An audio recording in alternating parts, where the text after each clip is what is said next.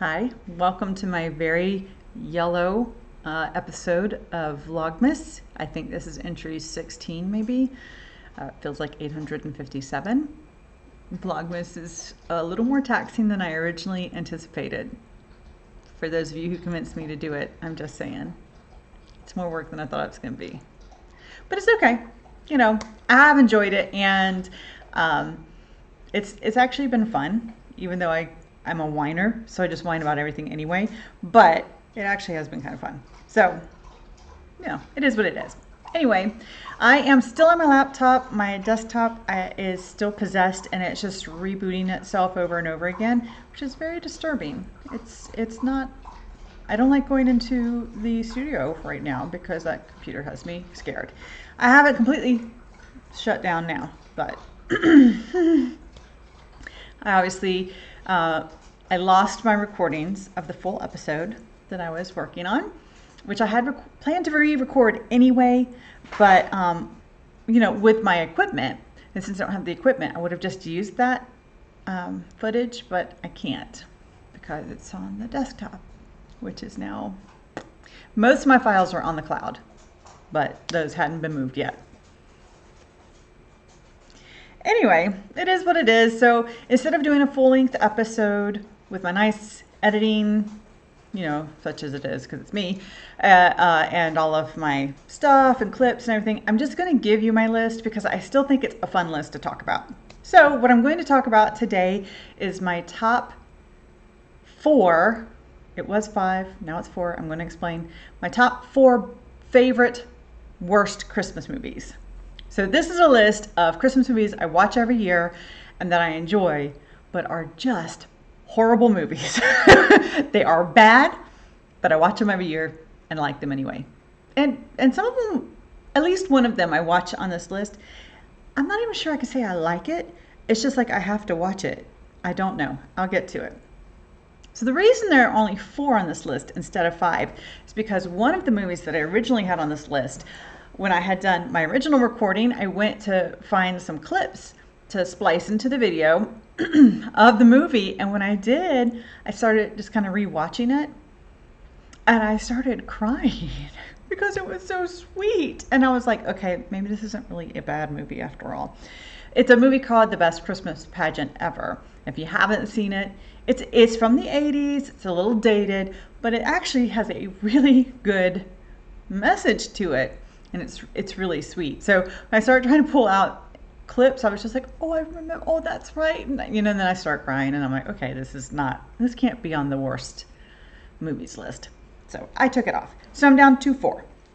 And I'm going to start with 4, work up to 1, which would be 4 is my least favorite, 1 my best favorite, my most favorite. I'm a writer. Anyway, number 4 is a movie called The Night Before Christmas. This is a really cheesy Netflix original starring Vanessa Hudgens and some other fella I've never heard of or seen before. And it's really hokey. Like, it's really hokey. So the premise is this night, it's right before Christmas, and this night ends up going on a quest, and this old woman sends him into the future where he's supposed to be, you know, going on his quest. He's got to figure it out. He doesn't even know what the quest is. He bumps into Vanessa Hudgens' character, who then kind of helps him. And so it's kind of a fish out of water, which of course I like. And I like medieval times because I like fantasy stuff. So, but it's pretty horrible. Like, there was a lot of opportunity for this to be a better movie, and it just wasn't. It was really hokey, very predictable, which is okay. I actually don't mind predictable movies, depending on what's predictable about it and how it's done. But it's pretty bland. I mean, it's just kind of ho-hum, you know. But it was okay. I mean, but I do watch it every year now. Like, since I discovered it, which I think was 2 years ago, or maybe just 1 year. I can't remember how many years I've watched it now, but it is now on my list of I have to watch this every year. I have already watched it this year, and I enjoyed it. It's kind of like a bad cup of hot cocoa. You know it's not going to be great. Like that powdered hot cocoa that you do, and you did it with water. So it's really not that smooth or creamy. And you're like, but it's still sweet. It's okay. That's that movie. So my number 3 movie, and I'm going kind of quick, I know, because this isn't meant to be a full-length episode. So my number 3 movie is a movie I discovered this year. So this is a new addition to my list. And it is a movie called A Snow Globe Christmas. And I don't know much about this movie other than it's really bad. And yet I still wanted to know what happened, and I kept watching. So it had oh gosh, I should have written this all down. It had the chick from Last Holiday, the red-haired girl that played the secretary slash mistress. She has the main part, and then it has Donald Faison, I think his name is, he played Turk in Scrubs. That's when I know him from. And y'all, it's so bad. It's like a train wreck, but I kept watching it anyway. Because it was still kind of cute. Because she was not likable, but by the end she was. And I love the guy who plays Turk. I just love him. Like, I don't think he was in Clueless too.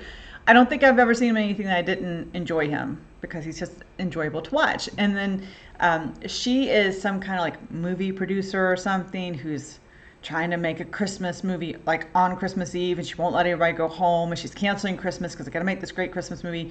And she neurotically holds on to the snow globe that's got like a beautiful Christmas scene in it. And she like is rubbing it, and it's really odd. I was like, that's probably not healthy what she's like. And the one character does actually say, you're doing like the villain thing again, and she was like, oh. But at one point she like shakes it up and throws it down, and it bounces back up and hits her in the head, and then she wakes up in like an alternate reality. It's another kind of one of those, but it shows her what her life would have been like if she had gone down a different path and married Donald Faison's character. And it was really not very good. It was kind of like a bad Hallmark movie, but I did actually like it because they didn't start off with very good chemistry, but by the closer to the end of the movie, I liked them together. So you got to say something about that. So I liked it. I've added it to my list. It's a newcomer, but it is definitely going to be one I watch every year going forward, even though it's pretty bad. So my number 2, and I might get a little hate for this, but The Polar Express. Y'all, that movie is so creepy. I know everybody likes it, or most people I know like it, but almost everybody I know admits it's a little creepy, right? It's almost like their faces, it's, if you're not familiar with Polar Express, I don't know what rock you've been living under, but if you're not, it is a CGI animated movie about a little boy who's starting to not believe in Santa Claus, and the Polar Express, a train, magically comes by his house. He gets on it with a bunch of other kids who are about at the age of starting to not believe in Santa, and they go to the North Pole on the Polar Express. It's very strange. I think it's based on a book, and the book was supposed to be pretty good. I've never read it, but it's odd. The graphics are disturbing because they're almost too realistic for animation. So then it's just, they have these words are failing me obviously right now. It's very weird to look at. And then I have another beef with it, and that is Tom Hanks voices like 80 characters. You couldn't give somebody else a chance to do some voice acting? I mean, Tom Hanks is already in everything. He's made 500 movies, so I'm not exactly sure why he needed to voice every character almost. So he does the conductor, or not the conductor, the guy who takes their tickets and everything.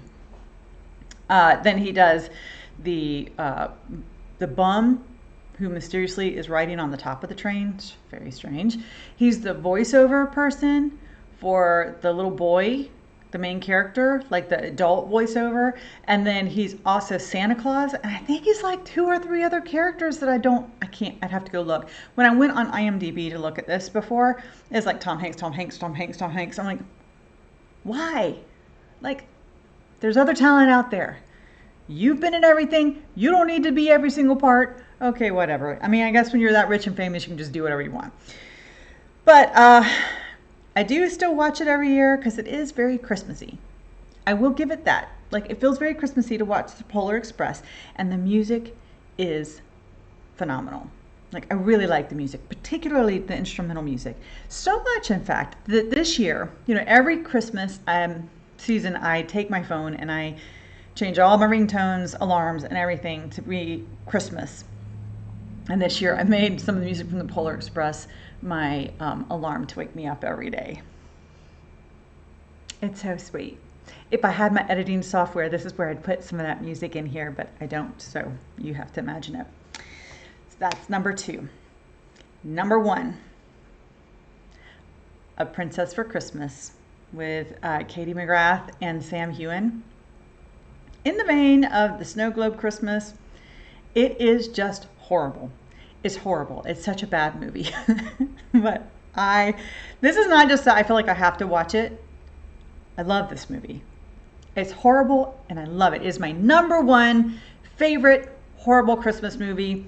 So years ago, I actually watched this for the first time, I think right before Outlander was supposed to come out. And Sam Heughan is an Outlander.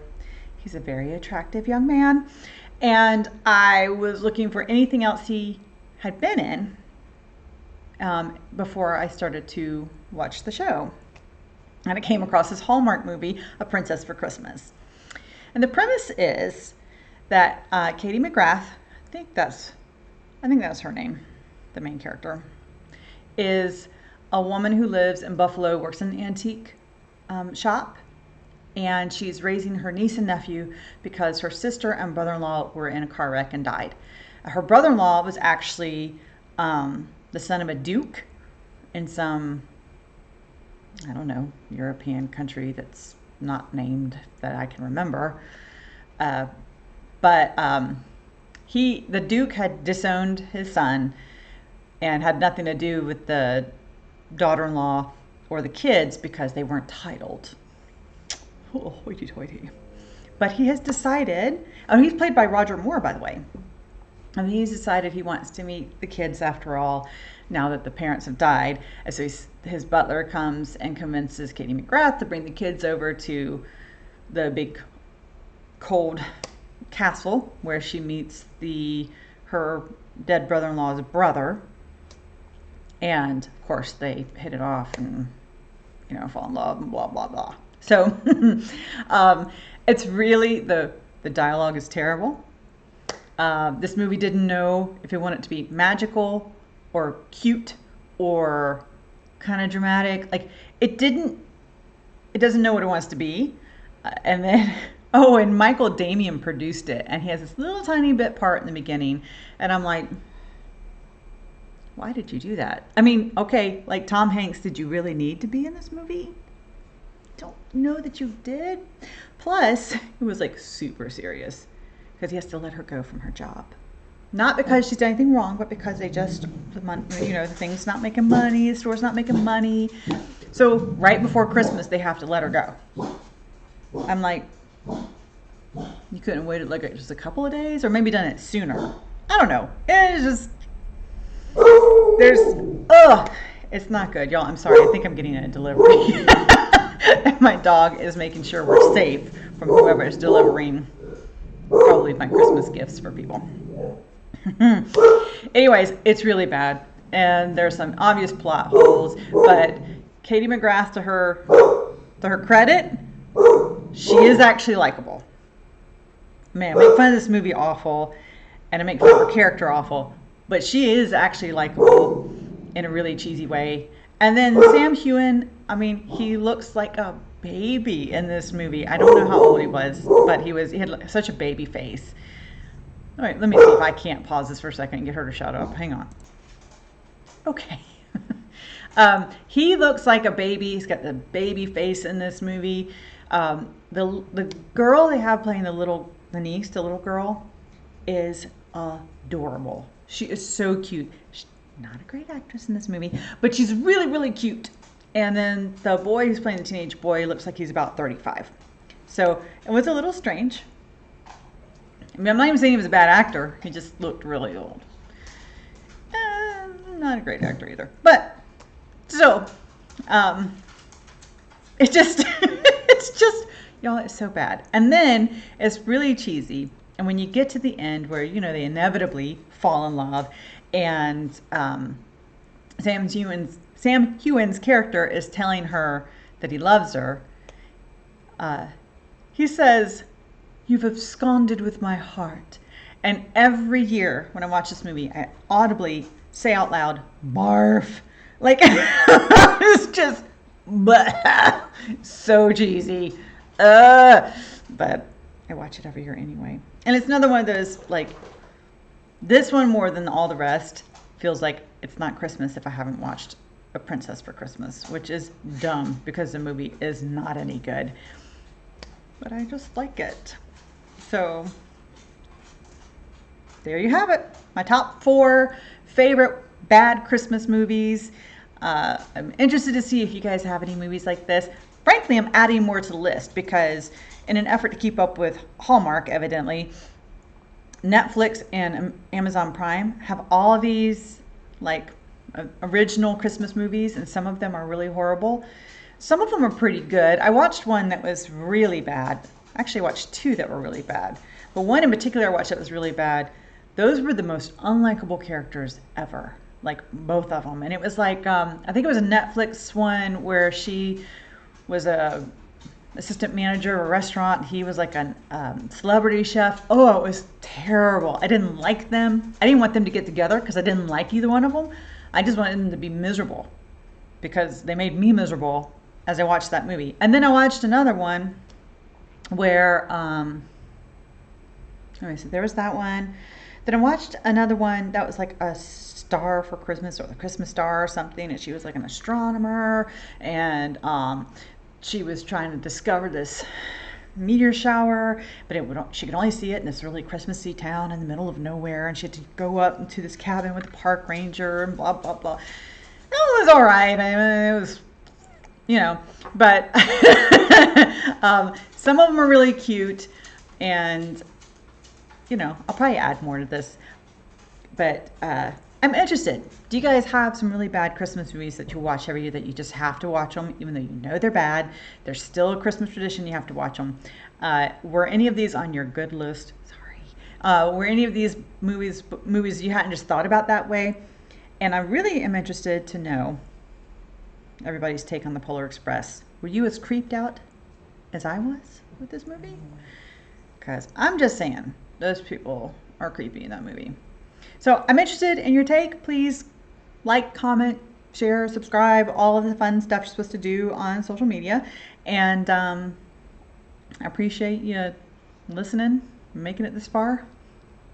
And hopefully, I still have some technical issues, but I am planning to still do a Vlogmas tomorrow. So I will see you tomorrow, and that's it for now.